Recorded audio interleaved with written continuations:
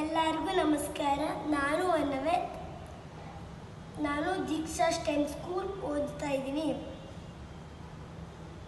ನಾನು 1ನೇ ತರಗತಿ. ನಾನು ಗಣೇಶ ಹಾಡುತ್ತೀನಿ.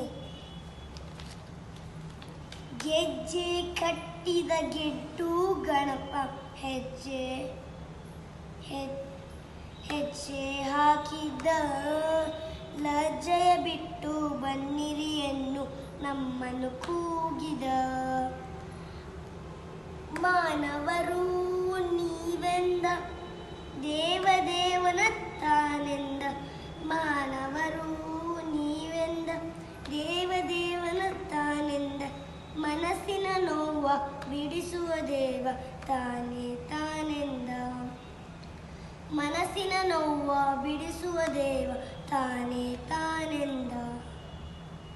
ಹೆಜ್ಜೆ ಕಟ್ಟಿದ ಗೆಡ್ಡು ಗಣಪ ಹೆಜ್ಜೆ ಹಾಕಿದ್ದ ಲಜ್ಜೆಯ ಬಿಟ್ಟು ಬನ್ನಿರಿ ಎನ್ನು ನಮ್ಮನ್ನು ಕೂಗಿದ.